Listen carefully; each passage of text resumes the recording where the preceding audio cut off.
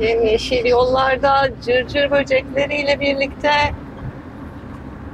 Hepinize merhaba. Merhaba. Benden erken davrandım. Rüzgardan saçlarım yüzüme yapıştı da onları düzelteyim dedim.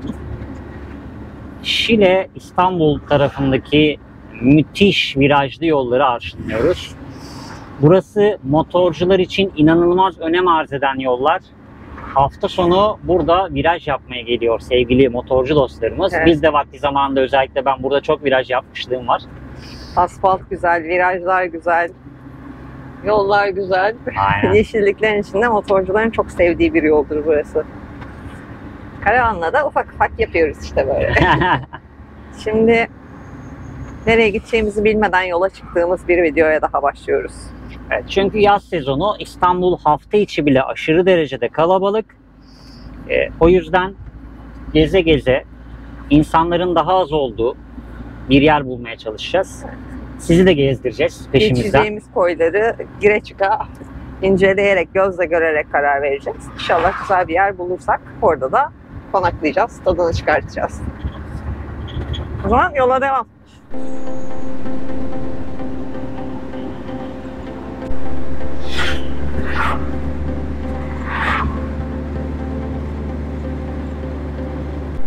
Şile sahil kıyılarına doğru yola devam ediyoruz. Evet, Şile'ye girmeden önce 2 tane plaj var. Biri halk plajı.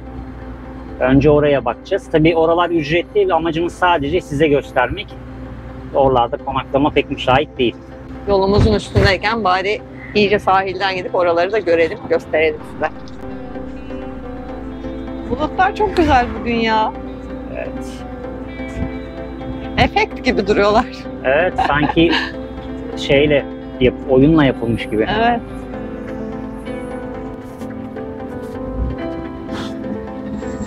Mesela de şu ağaçların alt tarafı Uzunkum plajı.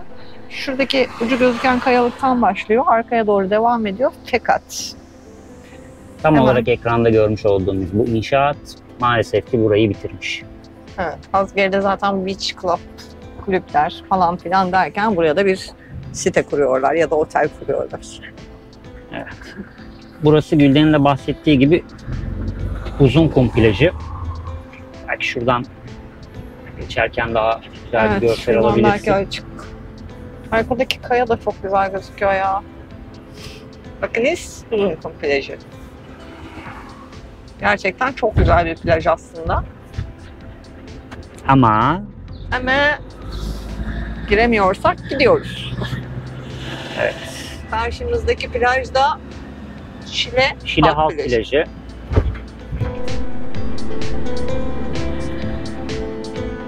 Karşıdaki kaya çok güzel durmuyor mu? Evet. İçi oyulmuş, mağara gibi olmuş. Buralara araçüstü çadırınızla falan gelebilirsiniz. Gündüz parklama yapıp gece uygun bir yerde çadırı kaldırıp çok rahat konaklayabilirsiniz. Gidip size Şile Deniz Feneri'ni gösterecektik. Ama yolu tek yönüne çevirmişler. Bu taraftan gidiş kapalıydı. Bizi iç tarafa doğru gönderdi. Trafik. Maalesef. O yüzden göremedik. Şile Deniz Feneri. 1859 muydu? Bakayım ben kopya çekeyim. Evet, 1859'da inşa edilmiş tarihi bir deniz feneri var Şile'de. Görmek isterseniz bu kalabalığın içine girip görebilirsiniz. Ya da kışın gelin en güzeli. Anam! Hoppa! Evet. Tam yolu çekecektim, kimseye geldi. Şöyle ağaçlıklı yollar çok güzel olmuyor mu? Evet ya. Farklı bir atmosferi var. Az ileride solda bir yol var. Yol ayrımı. Vadi Şile yol ayrımı İçine orası. mi giriyor Evet, orası? içine Ama giriyor. yol var orada. Evet ama içine giriyor. Cadde var. Bence devam et oradan. Veya diğer caddeye bağlanıyor burası çünkü. Kumbaba plajına ulaşmaya çalışıyoruz. Kapıya bayağı işletme tabelası koyunca şüphelenmedik değil durumdan. Burası bizim motorla indiğimiz, aşağıda köprü üstünde durduğumuz ve yokuşu çok sıkıntılı olan yer. Şurada zaten Hatırladın mı? gördüm şimdi mıcırları. Evet. Zaten aşağısı paralı bir plaj. En azından evet. görelim, gösterelim dedik ama bu Ama kadar görün lütfen bu sefer. şurada açık bir alanda şeyi var, oradan hatırladım ben de. Girmeden önce boş bir alan vardı. Dönüşü değil mi? Evet, Dönüşle evet. beraber hatırladım. Kameradan ne kadar gösterebiliyorum bilmiyorum ama şu tepede bir yapı var. Yapının altında tam şu arada evler var ve orası piknik alanı. Yani direkt işletme, alt kısım direkt işletme olduğu için hani oraya girmeye gerek görmedik. Sonradan hatırladık. Biz motosikletle gelmiştik buraya. O zaman inşaat halindeydi. Şimdi yapılmış. O mesafe yol ayrımından sonra yaklaşık 400-450 metre. Ama çok dik rampalar var ve gördüğümüz üzere yolu da yapmamışlar. O dönemde bozuktu, toprak yoldu. Halen daha mıcırlı yol. Bir asfalt bile dökmemişler yola. Ve ücretli bir yer orası. Otoparkına dahi ücret veriyorsunuz. O yüzden aşağı inmedik ama hemen Şile'ye girmeden önce böyle bir yer var. İçeride bungalovlar falan var. Kiralayabiliyorsunuz. Piknik alanı, aynı zamanda kamp alanı orası. Tabii ki İstanbul sınırları içinde olduğu gibi ücretli maalesef. Maalesef. Motosiklette gelmiştik. Diyorum ki hala yolu mıcırla bırakmışlar. Düzeltmemişler bile. Aynen öyle. Kaç sene oldu? 6 sene falan oldu Belki herhalde. fazlası bile vardır. Hala aynı görsele sahip. Aynen. O zaman yola devam. Kumbaba sahili bu kadar gördük. Şimdi neredeyiz? Sofular köyündeyiz. Sofular Köyü sahiline doğru gidip bakacağız. Yine orada da işletmeler var ve ücretli gibi gözüküyor. Bu arada haritada bakarken, telefonumun ekranını gösteremiyorum. Hemen az ilerimizde Zafer Akçay Akademi'nin olduğunu fark ettik. Zafer Akçay motorcuların çok tanıdığı iyi eğitmenlerden biridir. Evet. Çok gerçekçi videolar çeker. Çok güzel tavsiyelerde bulunur eğitimlerin haricinde de. Biz de zevkle takip ederiz kendisini. Ve burasıydı. Tüh. Yakaladım. Kalın mı? Evet. Haritada görünce aa falan oldu direkt. Bakalım şimdi sahile. İnşallah. İşletmelerin haricinde bir yer varsa çok güzel olabilir bizim için. Öyle olmaz ya. Direkt yolun ortasına. Her yer ücretli. Yani adamın sahilin başında bir arsası var misalen. Orayı hemen kapatıyor. Sahile giriş ücretli. Kendi arsasını otopark alanına çeviriyor. Otopark burası diyor ve ücretli diyor. İlk mesire alanından önce geçtiğimiz yol girişi vardı. Yolun girişine direkt tabelayı koyup giriş ücretlidir 200 TL diye yazmış. Tabii. Artık giren çıkan çok oluyor herhalde. En başa yazmış adam fiyatını. Şu anda ağaçlardan gözükmez ama içerisi de o bahsettiğim gibi bir yer. Ama işte adam girişi kapatmış. Ya bir de şey var, dernek adı altında da yapıyorlar bu işi. İşte bilmem ne köyü yardımlaşma ve yaşatma derneği diyor. Kırtasiye'den 2 tane evrak almış. Makbuz kesiyorlar. Makbuz kesiyorlar. Mesela burası da aynı şekilde. Sofular mesire alanı. Ücret iadesi yapılmaz yazıyordu. İşte yani çünkü içerisini beğenmeyeceksiniz muhtemelen. O yüzden onu da yazmış.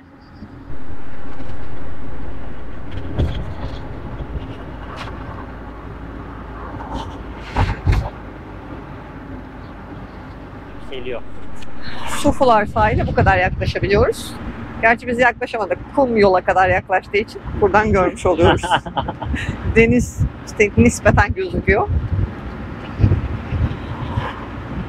Tam diyecektim bir şey gözükmüyor diye ama şuraya da gişe koymuşlar hemen. Evet. Burada 200 lira. her çadır ücreti 200 lira yalnız. Lütfen. Karavanda kim bilir kaç para olacak. Yani sadece camping ya da beach girişi değil, yani plaj girişi değil. Herkes bir mesire alanı yapmış burada. Bir Evet. beyin mesire alanı, doğa mesire alanı, sandıklı mesire alanı. Zaten köyün kendi mesire alanı var. Her yer mesire alanı burada. O yüzden doğal olarak bütün plajlar ücretli arkadaşlar. İstanbul taşı toprağı altın diyorlar. Boşuna demiyorlar bunları. Sezon olduğu zaman burası son birkaç yıldır nefes almanız bile ücretli. Evet, bu arada geçtiğimiz koyların pek çoğu aslında geçen sene ücretsizmiş. Evet. Bu sene ücretliye çevrilmiş. Çam kokusu nefesimi tıkadı. Bak mesela burası da bir plaj ve hemen burası da Araç tipi, ücret. Ücretli. Küçük araç, büyük araca göre ücret varmış burada da. Merhaba komşu. Üstümüze yürüme, yandan yürü.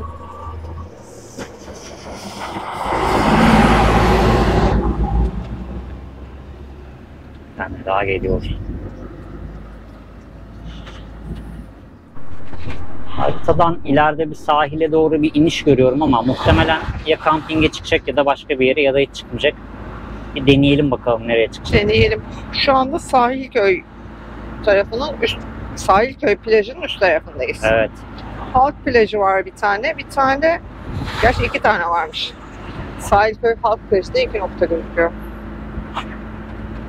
Bakalım. Giremedik. Neden giremedik? Çünkü kampinge çıkıyordu. Kamping kapısı vardı direkt. Aynen. Kocaman tabela asmışlar Sahilköy kampinge çıkar diye. Evet, burada şeyi yapmamışlar. Kampingin girişinde değil, yolunun başlangıcında genelde kamping girişleri. Evet. Şimdi şöyle bir şurada bir duralım. Mola verelim birazcık. Ondan sonra bir konum bakalım. Evet, bu bölge dostlar hani sırf siz görün diye buralara giriyoruz, gir çık yapıyoruz.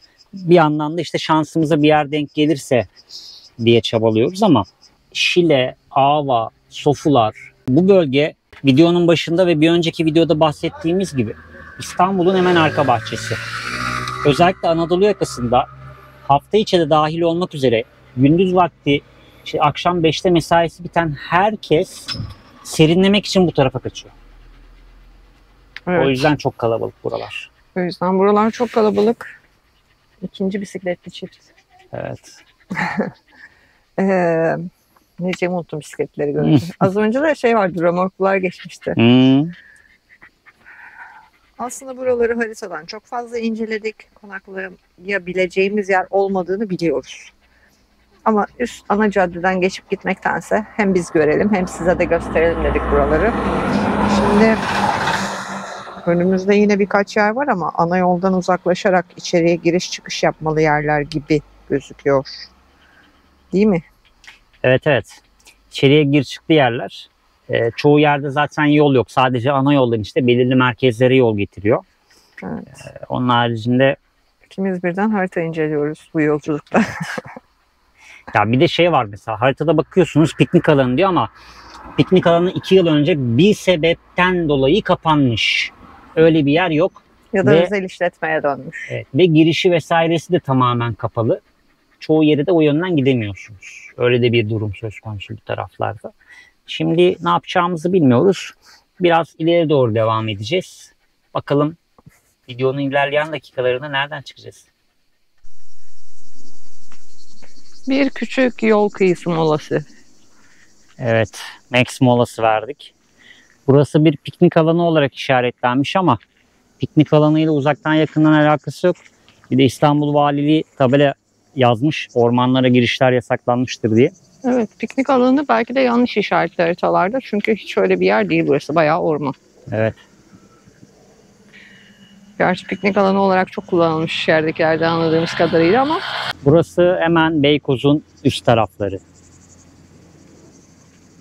İstanbul'un içine girmeden, keşmekeşine karışmadan hemen kaçmak istiyoruz. Evet, molada Max suyunu içti. Hemen içeri yayıldı. Kaput açıldı. Kontroller sağlandı. Evet, biraz araçta serinlesin. Çünkü bugün 33 derece falan İstanbul. Evet ve öğlen saatlerine yolculuk yapıyoruz şu anda. Arka yollardan çıktığımız için devamlı rampa in çık. Birazcık nefes aldıralım hepimize. Aynen öyle. İhtiyaç molası. Molası bittiyse herkesin, sizin de hep beraber yola devam ediyoruz. Hadi gidelim bakalım. Hararet yapanları rüzgarla serinletmeye götürüyoruz. Şimdi yaptığımız harita incelemelerinde kalma olasılığımız olan Çekko'ya gidiyoruz. Bakalım gittiğimizde düşündüğümüz gibi konaklayabileceğimiz bir yer olursa buradayız. Yoksa halimiz harap. Yoksa Çünkü- direkt karşıdayız. Evet, yakında çünkü gerçekten hiçbir yer yok.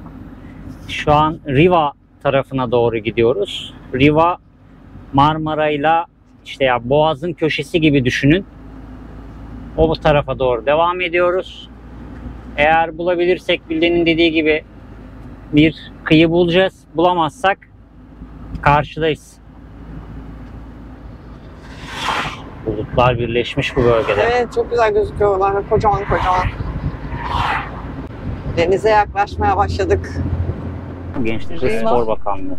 Riva Kamp ve Eğitim Merkezi'ymiş burası. Nasıl kamp yapılır öğretmek lazım. Kesinlikle katılıyorum size. Kamp yapacak herkesin kampçı belgesi. Karavanla gezecek ya da karavanla kısa da olsa konaklama yapacak herkese Karavan. eğitim verilmesi lazım önce. Çöp nereye atılır, nereye atılmaz, konaklarken insanların arasında ne kadar boşluk bırakılır, Çok gece nasıl sessizlik yapılır ya da gürültü yapılmaz. çok iyimsersin. Evet. O iş Beni belediye başkanı yapın. o iş bir tanıdıkla çözülür. Hemen bir tanıdık var mı diye mesaj yazarlar. Değil mi? O tanıdık da hemen o Ahmet abim benim hallederiz ya sen gel bir çayımızı iç der. Sahte belgeler. Tabii canım. Bütün olayları çözerler. Biz tamamen adam kayırmaya yönelik bir millet olduğumuz için artık. Yani Riva Kalesi'ne geldik. nerede? Önümüzde birazdan çıkacak. Hep beraber göstereceğim şimdi. Birazcık ağaçlar var arada da. Orası artık bir otopark. Riva plajı alt taraf. Üst taraf kale. Ağaçlardan gösteremedim. Tüh. Kaç köpüş. Garibim sıcaktan canı çıkmış. Adım atacak hali kalmamış. Kaleyi görmem ve kamerayı çevirmem bir oldu.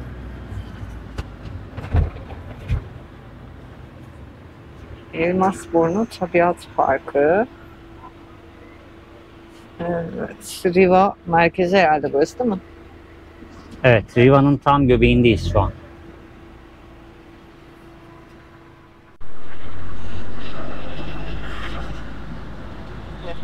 Bu bölge zaten hep ücretli.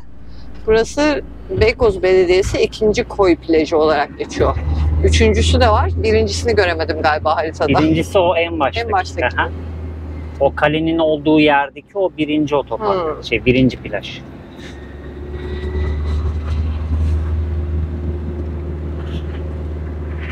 Yukarıda park etmiş karavanlar görüyorum ama çok yolun dibindeler.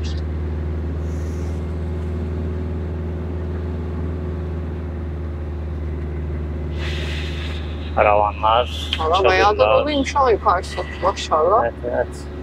Ama biz ileride başka bir koya gidiyoruz. Bunlar da öyle terk edilmiş, boş kalmış eski binalar. Muhtemelen bir tatil sitesi, tatil köyü bir şeydi bir zamanlar. Bayağı da büyükmüş aşağıya Çok büyükmüş kadar. ya alan. Böyle atıl kalmış işte. Zamanında yapılan masrafa yazık. Keşke birileri alsa da devam ettirse. Bak alttaki binanın komple camlarını kırmışlar. Yıkılacak muhtemelen. Orası ilk girişi gibiymiş. Evet. Parçalamışlar ya. İşte yani bir şeye dünyaca para harcanıyor, yapılıyor ve sonra böyle atıl Evet, çok üzücü. bırakılıyor. Gördüğümüz koylardan biri bu ama Hiçbir şey gösteremiyorum. Az daha aşağı inebilir misin? evet, yol olarak gördüğümüz yer kapalı. Evet, ambulans girişi olarak orayı bırakmışlar sadece. Sahil tarafına giriş normalde fotoğraflarda var ve bir sürü araç park etmişti. Ama şu anda ambulans girişine ayırdıkları için bu taraftan da giriş olmadığı için herkes yol kenarında park etmiş bu Evet. sahile. İçeride motorlar görüyorum sadece. Başka bir ulaşım aracı yok. Bu taraftan da bir yer varmış da kum, toprakla kapatmışlar kapıyı. Değil mi? Gördün mü? Jipin olduğu yerin orada. Evet. Alan burası. Çadır kurmuşlar ama sağlı sollu pek ulaşım söz konusu değil. Maalesef. Güzel de bir yermiş.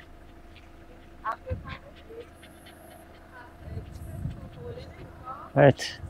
Burası Anadolu yakasındaki Karadeniz kıyı şeridindeki en son yerdi. Peki burada durmuyoruz. Yol Evet. kenarında kalmanın bir manası yok. 2 hafta sonra burası insan yerine Tabii olduktan canım. sonra Yolda zaten ne yapacaksın? hiç gerek yok. Şimdi ileride şöyle bir yer var. Hı hı. Şöyle kayalıkların üstü. Evet. O Arzu edersen ileride dediğim buradan ileride. yani buradan ileride birkaç kilometre ileride. Oraya bir bakalım. Bu Tamam. kadar gelmişken. Ya da şöyle de bir yer var ama dur bakalım bir o O taraflara zaman bir ileri bakalım. doğru devam ediyoruz. Evet. Haritada boş gördüğümüz kayalıkların tepelerine doğru pek çok ev var. Evet.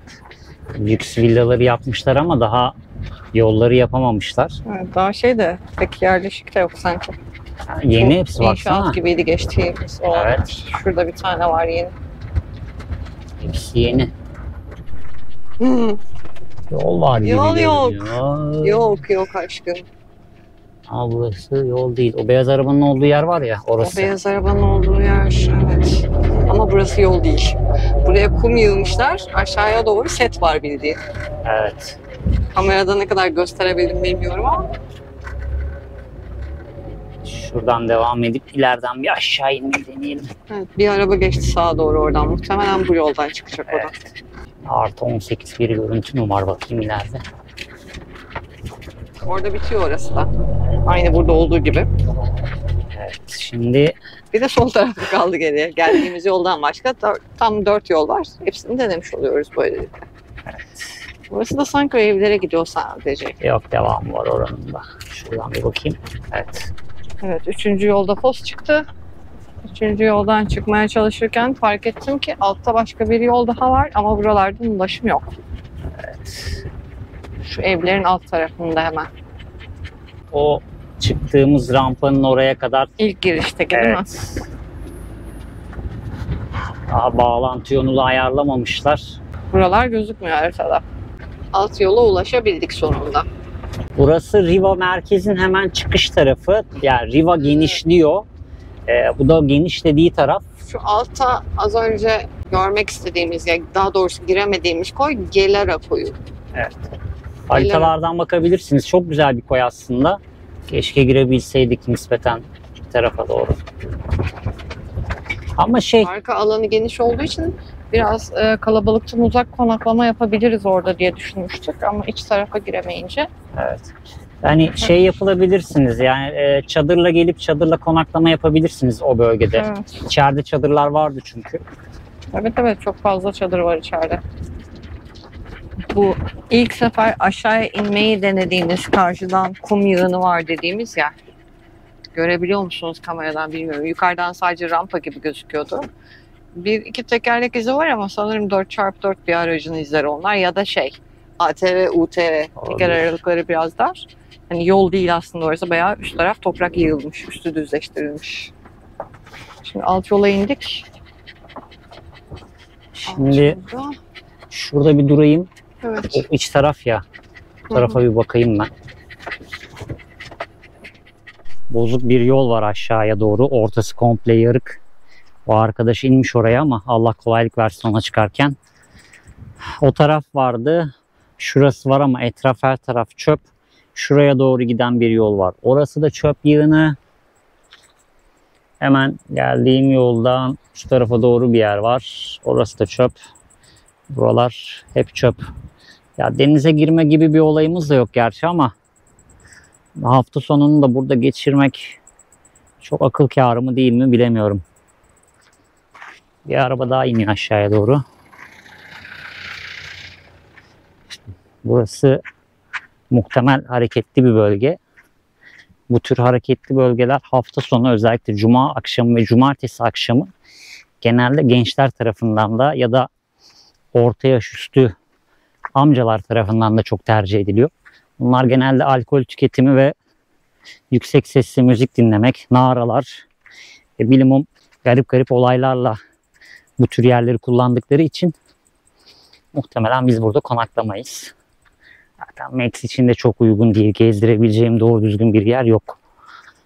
O yüzden bu Riva'nın yeni yapılaşma bölgesinden sanıyorum ki çıkacağız, devam edeceğiz. Garibim Gül'den de gölgeye vermiş kendini, serinlemeye çalışıyor.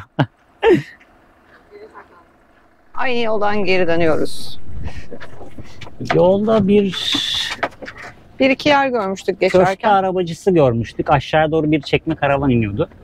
O yüzden oralara doğru devam edeceğiz. Bir bakacağız. Oraları deneyelim bakalım. Yola devam ediyoruz. Riva'yı gezdik gördük 1 saat boyunca. Çok güzel bir yer ama hafta sonu buraya kesinlikle gelinmez. Neyse dönüşte Riva Kalesi'nin yakınından geçtik. Gösteremedim diye üzülmüştüm.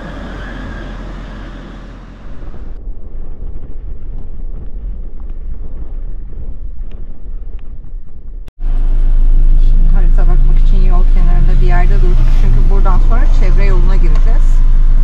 Çevre yoluna girmeden önce ileride ne var ne yok bakalım diye yana park ederken bir de baktık ki az kalsın camlara giriyorduk. Yerde şişe kırılmış. Büyük büyük cam parçaları ağzı açık şekilde. Orada da görünce dayanamaz böyle şeylere. Haritaya bakmadan önce onları temizleyeyim dedi.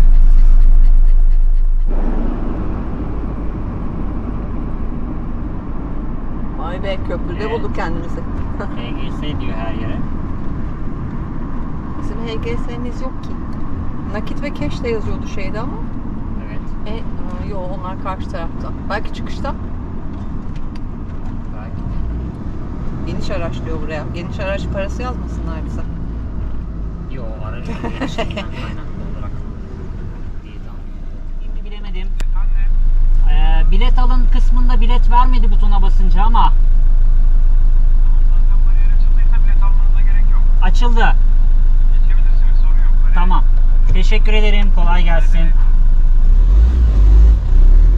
Bilet alın dedi, bilet vermedi. Sonra da almanıza gerek yok dediler. Ya şuralar hep korkutuyor beni, biliyor musun? Evet.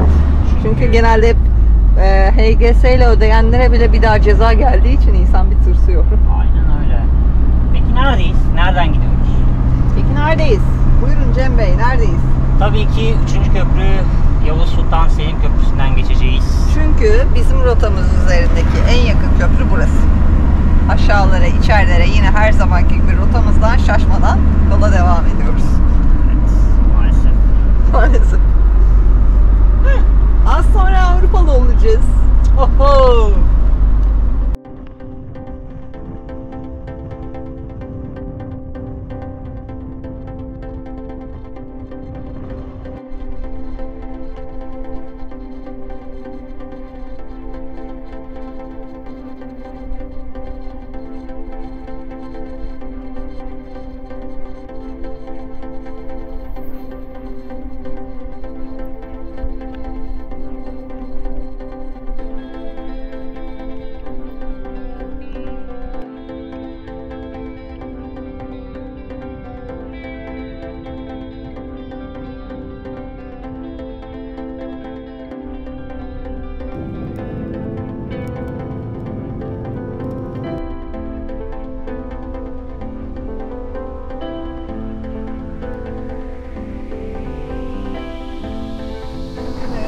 Ve artık Avrupalıyız.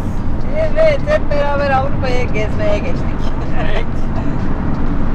Size Avrupaları gezdireceğiz. Evet, şimdi Garipçe'nin hemen üst tarafındayız. Yani iki kenara atalım. Garipçe'nin üst tarafındayız. Aşağıya inmiyoruz çünkü Garipçe'de gezebileceğimiz öyle çok bir yer yok. Size aktarabileceğimiz bir yer yok daha doğrusu. Aslında fener falan var ama önceliğimiz konaklayacak yer bulmak. Evet, çünkü saat 4. Mümkün mertebe İstanbul sınırlarından uzaklaşmaya çalışacağız. O yüzden bir sonraki konak noktasına doğru devam ediyoruz. İkinci sınıf araç 130 TL. Güle güle. Sağ ol canım. Sana da güle güle. HGS var sadece. Evet, Bizde cezalı. HGS yok. Niye? Cezalı Yok, normal 15 gün. zamanında ödersen. Evet, 15 gün normalden yürüyecek de. Bankadan ödeyeceğiz yani. Oo, ne biçim rüzgar sesi varmış dışarıda. Bu arada kameramızın şarjı hala dayansa da mikrofonlarımızın şarjı bitti. Oradan Neden bitti? şarjda. Çünkü 3 video çektik mikrofonlarla. Denemek için zorladık ne kadar sürecek, ne kadar çekim yapabileceğiz diye. O yüzden yolculuktayken, bugün yolculuğumuz çok uzun sürdüğü için şimdi kameranın mikrofonuyla konuşuyoruz. Konak noktamızda inşallah şarjları yetişirse mikrofonla devam edeceğiz. Tam diyecektim ki bulutların arkasına geldik. Kara kara bulutlar var önümüzde. Derken yağmur atıştırmaya başladı. Evet, Avrupa bizi serinliğiyle karşıladı. Karadeniz'den ayrıldık, bereketimiz geri geldi. Karadeniz Evet. boyunca yağmayan yağmur. Her ne kadar Karadeniz kıyısında olsak da Avrupa'ya geçtiğimiz için bir fark yaratacağını zannediyorum ben. Öyle ümit ediyorum. Orada gibi gözüküyor şu anda. Evet. Şu anda çok güzel mesela. Serin, acayip güzel bir hava var. Hem de nasıl serin. Zaten hava iyice karardı. Yani aslında saat daha erken. Bulutlar Evet, yüzünden karardı hava. Fırtınaya doğru gidiyoruz zaten. Hadi inşallah. Şöyle hafta sonu bir yağmurlu geçse komple mesela. Oo, kimse gelmez ne güzel. Hiç kimse gelmez. Pıtır pıtır yağmur sesiyle terapi gibi bir başlangıç yaparız bu taraflara. Evet. Bu tarafta masmavi bir gökyüzü hala açık.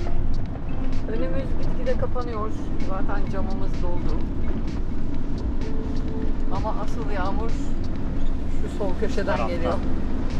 Çok Gidiyor mu gitmiş gösteremiyor. mi bilemiyoruz ama Evet, yerler yapıyor? bayağı sırılsıklam. O öyle yolun ortasında şeridi ortalamak istedi. Ve yağmurun içine girdik. Başka bir şey isteseymişim olacakmış. 10 saniye içinde yağmur indirdi. vallahi.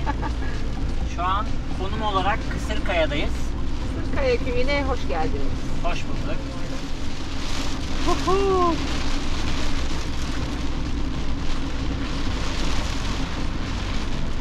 Güzel indirdi yağmur. Size buradan yağmur serinliği gönderiyoruz. Evet, olmaz.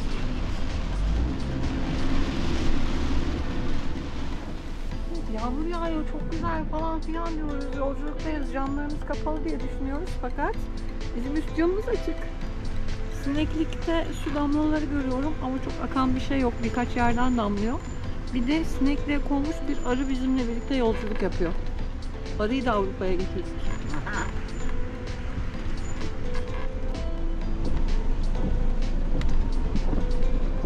Maşallah.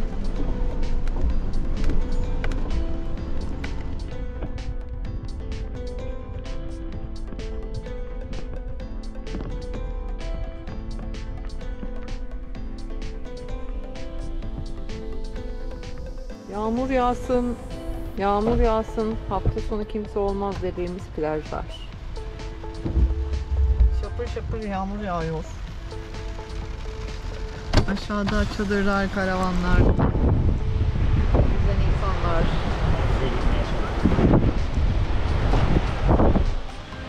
Kimsenin bir yere gitmeye niyeti yok. Kameraya su geldi. Bir saniye. Evet. Canım. Bir köpek yağmurdan sığındı da karavanımıza, Ya. ona bakıyorum. Çok sokak köpeği var. Azileri'de barınak var. Barınak varken dışarıda bu kadar çok sokak köpeğinin geziyor olması. Evet, ileride bir plaj daha var. Yani burada şöyle düzlükler var gibi gözüküyor ama çok çamur yağmurda. Yani toprak çamur. Öyle sahil gibi değil. Balçık çamur gibi. Evet. Az önce önümüze inen araba bayağı kaya kaya indi. İleriki sahil deneyeceğiz herhalde. Hı? Evet, bir ileri doğru bakacağız bakalım neler olacak.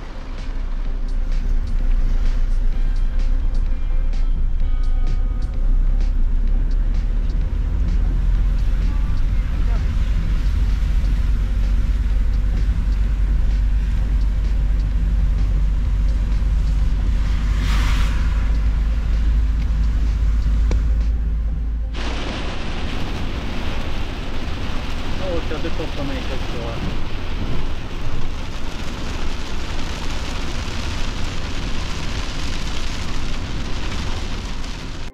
Şimdi şuradan sağlama yapalım. Şuradayız. Sağdaki yol. Kamyon mu geliyor yandan? Yol arkada değil mi? Arkamda yer var. Var. O taraf araya girmeye hiç gerek yok göl arasına. O geri döndürüyor çünkü. Öbür tarafa bağlamıyor da. Geçemedi mi? Kamyon. Çok mu öndeymişiz? Hemen kamyona yol verelim. İlerimizde bir maden ocağı var. Evet. Kum ocakları falan var bu bölgede. O yüzden bu bölge biraz böyleli. Bence bu yoldan ayrılmazsak şu çift alan köyün altına getirecek.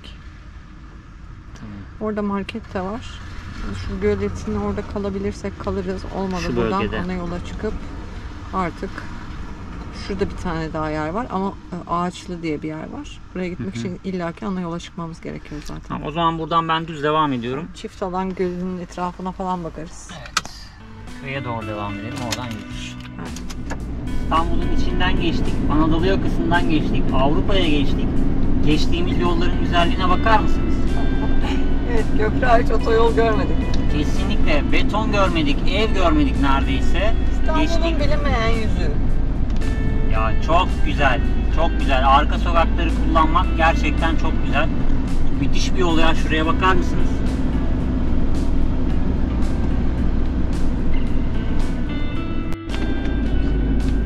Bu geçtiğimiz güzel yol çift alan Kemerburgaz yolu. Hadi Eğer- canım, böyle bir yol var mı İstanbul'da diyenlere duyurulur. Aynen. Bu yolu deneyimlemek isterseniz çift alan Kemerburgaz yolu mükemmel bir yer.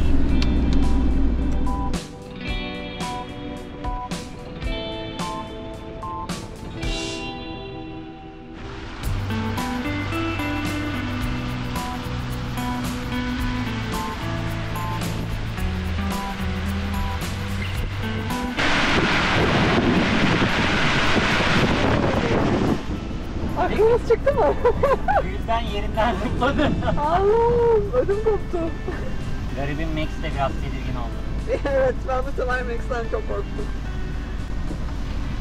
Ya diyoruz ki şu ormanın içinde kalsak mı acaba? Ama çok kararsızız. Max için hiç uygun bir yer değil. Orman Gülden aşırı biraz sık. önce çadır gördü. Bir tane çadır gördüm, evet. Bir giriş vardı ağaçların arasında. Bir tane çadır gördüm. Fakat çok sık ağaçlık. Yani yabani hayvan olma ihtimali. Vardır illaki. Ama deneyimlemek isterdik. Evet, Max olmasaydı girebilirdik mutlaka. Çünkü gece konaklar devam ederdik. Karavan için bu kadar çok ağaçlık alanlar uygun değil ama gece zaten güneş almayacağımız için böyle bir deneyim olabilirdi. Ama şu yoldan geçmek bile bence çok güzel. Hele yağmurda çok güzel denk geldi bence. Müthiş. Bu arada Tolga düştü. Yapıştıracağız Evet onu ya. tekrar.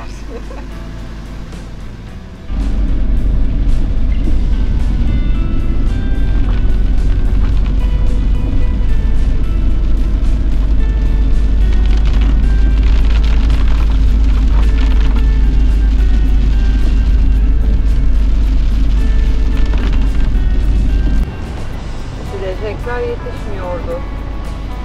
Şu an en hızlı da çalışıyor. Belli oluyor kamerada.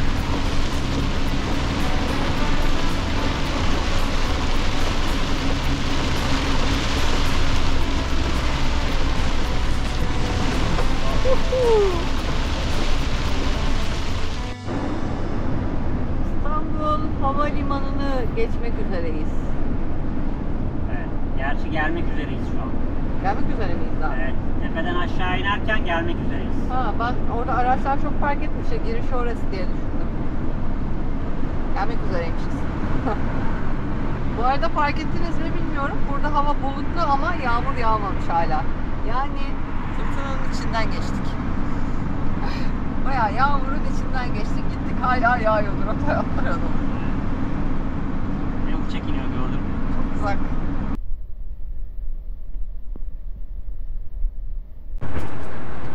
Bulutlu ve kapalı bir havada olduğu için az gözükse de gördüğümüz gibi her yer ayçiçeği.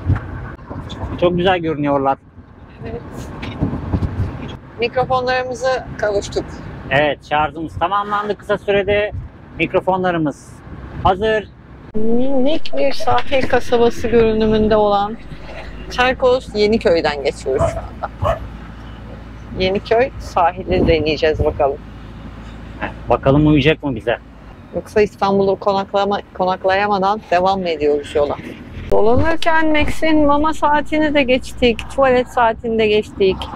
Kuzum oturup geri kalkıyor. O kadar sıkıştı ki. Ama son deneyeceğimiz konuma 1,5 kilometre mi kaldı dedin? Evet, aşkım? 1,5 kilometre var. O kadar kaldığı için duramıyoruz. Köy yollarında da durmadık. Çünkü çok fazla köpek vardı. Özellikle o son sahilin olduğu taraftan yola ayrılmadan önce. Evet. Yani tam niyetlendik duralım, bir mola yaptıralım Max'e derken serbest burası. 3-5 tane sokak köpeğiyle karşılaştık. Köy yerlerindeki koruyuculuklarını bildiğimiz için Max'i birazcık daha zorlayarak sahile geldik. Direkt sahile yol iniyor. Sahilin iç tarafında bir yan yol gibi bir yer var. Ta ileriye kadar da arabalar gitmiş. Burada o kadar çok esiyor ki perdeyi göstereyim. Pışır pışır sesi geliyorsa. Şöyle kalabiliriz şu tarafta. Yani olabilir. Aracın arkasını o yeşilliğe doğru sokup olabilir. yani çok ileri de gitmemize gerek yok. Sen konak noktası dedin diye ben şey yaptım. Yoksa güzel bence buralar. Şuralar. Evet. Kocaman bir sahil.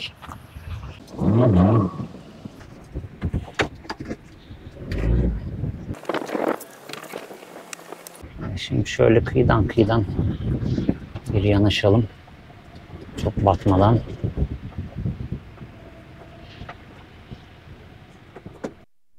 Max yeri beğendi, direkt çöktü.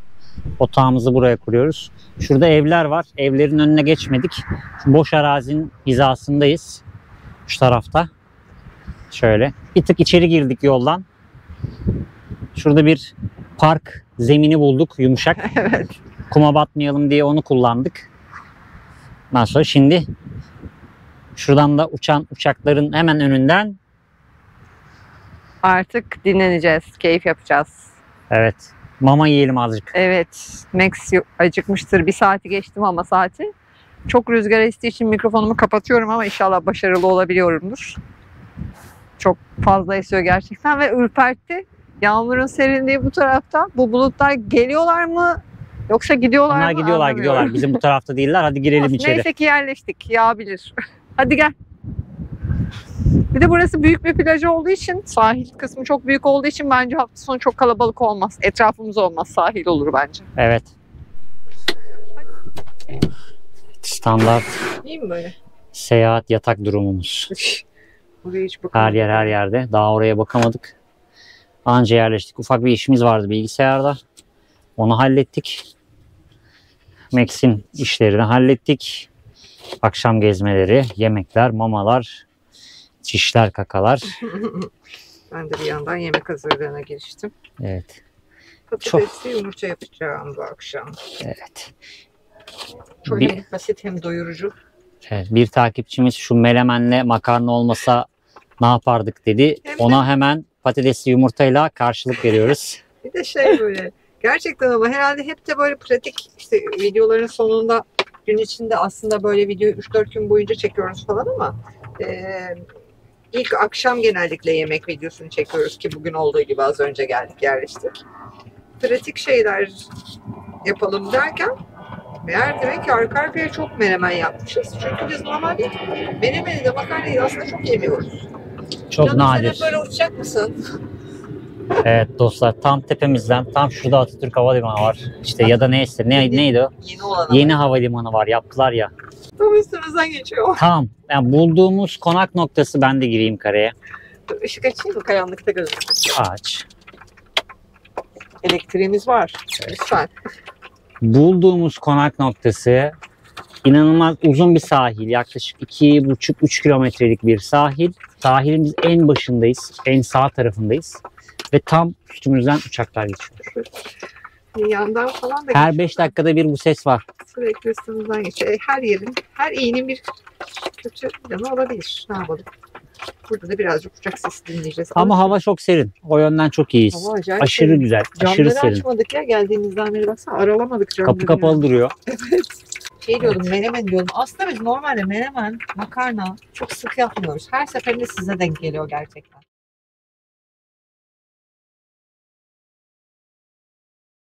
Çok güzel bir yolculuktu gerçekten. Ve Gülden'in size bahsettiği yoldaki o ayçiçeği tarlaları Aa, şu an hemen ardımızda. Yolda şey demiştim ya, ayçiçeklerini görmedik. Hatta göstermeye çalıştım birkaç yerde ama çekemedim. Çok geride kaldılar ve aşağıda kaldılar. Şimdi tam ayçiçeği tarlalarının yanındayız. Şeyde çekeriz. Biraz daha güneş çıksın meydana. Evet. Yükselsinler, o zaman çekeriz. Tam arkamız ayçiçeği tarlaları. Önümüz deniz, sahil. Daha ne olsun. Daha ne olsun ya, cennetteyiz yani. Bizim için cennetteyiz. Bu cenneti sizlere de ev konforunuzda yaşatıyoruz. Daha ne olsun. Daha ne? Bu yüzden bir beğeniyi çok görmeyin. Lütfen videolarımıza yorum yapmayı unutmayın. Kanalımıza abone olmayı unutmayın. Destekleriniz bizi her zaman mutlu ediyor. Aynen öyle.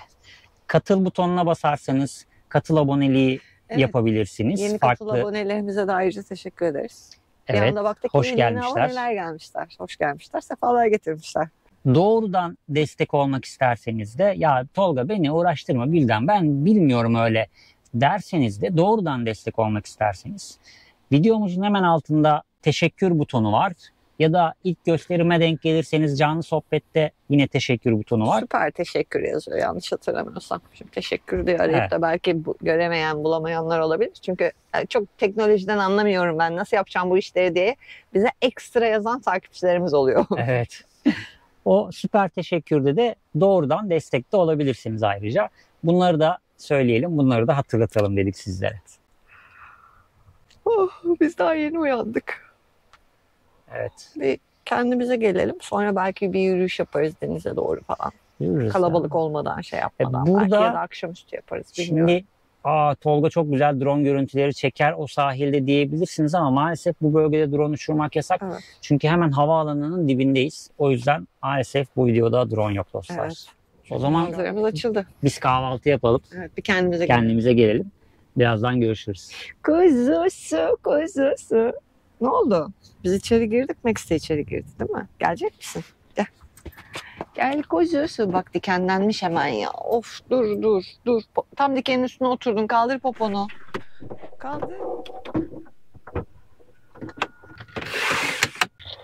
Şapkaları alın. Max, ne yiyorsun? Ben geldim. Hah, ne oldu? Çok yaşa.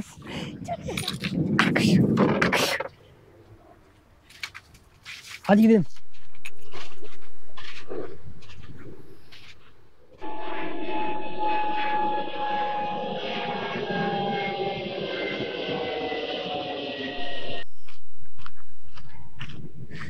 Teyzem yardım edeyim mi? Bize kütük çekiyor yukarıya doğru. Şu rampayı çıkarsın bari Tolga. Yok mu kimse yardım edecek sana ya? Yok Gel. şuradan çıkartayım, sıkıntı yok. Ayağıma gelmesin diye şey yapıyorum. Aman dikkat et. Hı hı. Bundan yol gitti. Buradan güzel bak. Araba da gelmiyor zaten. Sağ ol yavrum. Al Teşekkür anacığım, ederim. rica ederim. Allah razı olsun. Çok mu uzak götüreceğin yer? Bu mavi. İstersen sürükleyeyim oraya kadar. Yok. Yok sürükleyeyim, yavaş. sürükleyeyim dur. Para beş Ben ederim. sürükleyeyim. Sağ kolay. Yürüyüşe tam zamanında çıkmışız. Aha, şu. Bir şey lazım olursa bulmaz yalan. Tolga Eyvallah. dayanamadı, eve kadar götürelim bari dedi. Bayağı büyükçe bir kütük bulmuş sahilde teyze. Dünya deli izleyenler var mı? Var. Sayıları biraz az ama Yardım et Tolga'ya.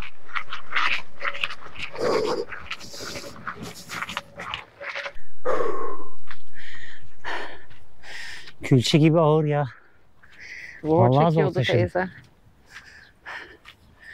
Oh, Evet, yürüyüşe devam. evet. Gelme eksi. Oh. Yorulduk ya. Daha doğrusu yoruldum. Yorulduk derken Yoruldum azıcık. biz de seni destekledik Evet, arkanda. teşekkür ediyorum. İyi ki varsınız. Hadi Max. Hey. Oy. Alalım mı? Hmm.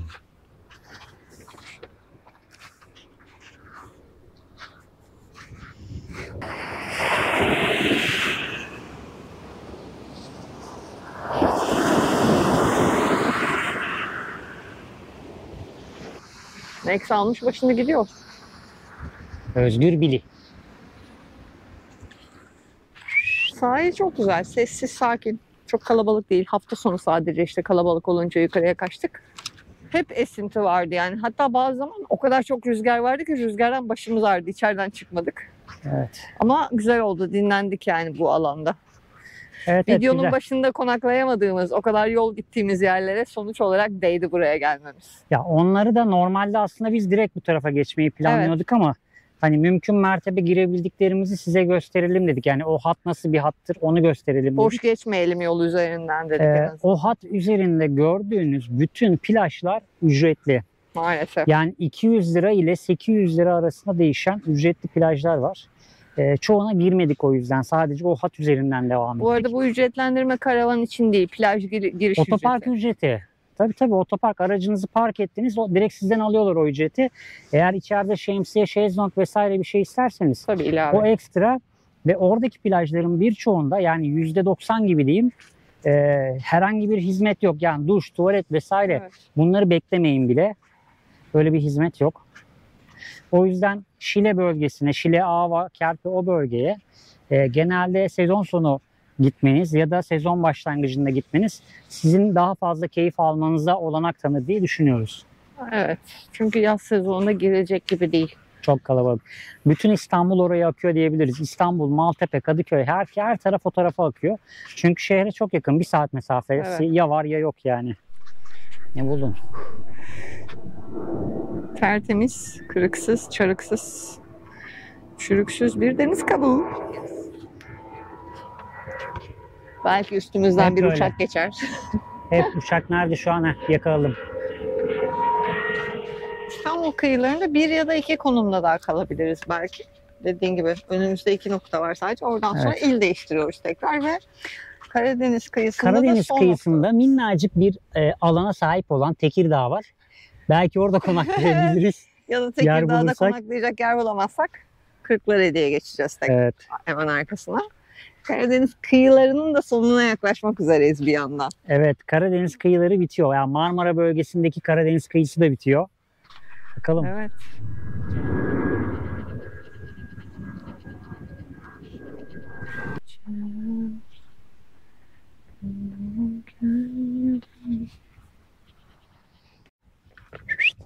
Bu tarafa gel. Max arkadaşını gördü. Hemen Bu tarafa. onunla oynayacak. Koca dana bak hareketlere bak. Uyanık, çöküp bekliyor. Evet. Bak. Bu arada Max'in arkadaşı dişi. Hayır. Anladığınız üzere. Türkiye kıyı ve sınır şerit turumuzun İstanbul Arnavutköy Karaburun etabı izlemiş olduğunuz görüntülerle sonlanıyor. Evet, Bir yandan İstanbul'u da bir gözüm hışımla Max'te. geldik geçtik. Ama mükemmel yerlerden geçtik. Evet. Şimdi Videoda da bahsettik, hiç trafiğe takılmadık. herkesin kafasında bir İstanbul var ya, kargaşa, işte devamlı bir trafik, Max Evet. çağırıyor arkadaşını. devamlı bir trafik. Biz hiçbirine takılmadık. Ne trafik ne insan kalabalığı hiçbirini görmedik. Çok güzel manzaralarda gittik ama. Evet. Yağmur da bonusu oldu. Efsane güzel. Hele Belgrad ormanlarında o bastıran yağmur efsane güzel manzaralar çıkarttı.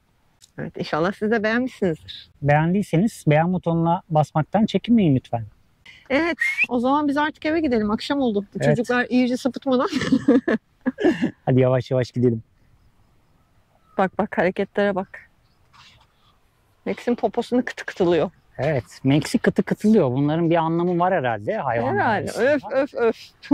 Bak. Max'in büyük köpeklere karşı alışkın olduğunu anlatmıştık size defalarca. Bu tarafa gel. Max. Hayır Max. Şşt. Bana bak bana. Bana bak. Bana bak. Şimdi ikisi de Gülden'den Bana bak. fırçalayacak. Hayır. Gel koca kız gel. Gel. Max'cim. Gel. Ya Koca hep kız. yalamışsın bizim çocuğumuzu. Hep yalamışsın. Gel kuzum gel. Her yeri salya. Koca dana seni. Gördüğünüz üzere zabıta aracı geçti Arnavutköy'e bağlı. Hafta içi herhangi bir şey demiyorlar karavanlara. Çek misin Sabahta su? jandarma da geçti birkaç sefer. Hadi gel. Su iç. Hafta içi herhangi bir şey söylemiyorlar. Ama hafta sonu Sen de su ister misin? İster misin sen de su? Kafaya bak, kafa yan yana dönüyor. Ona da verelim. verelim. Hafta sonu yoğunluktan kaynaklı olarak buralar karavanlara İç kuzum, maalesef iç. ki birazcık yasak.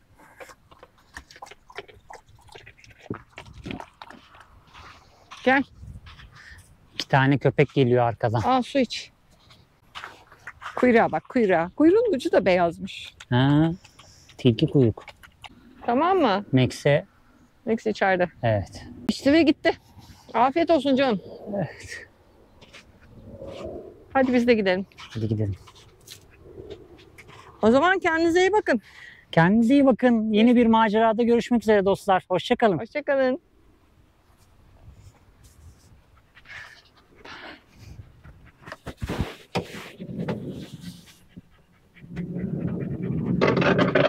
Bu çocuk çok yorulmuş, çok. Nefes nefese kalmış. Su da içtin o kadar. Çok koştun değil mi? Koca çocukla oynadın çünkü.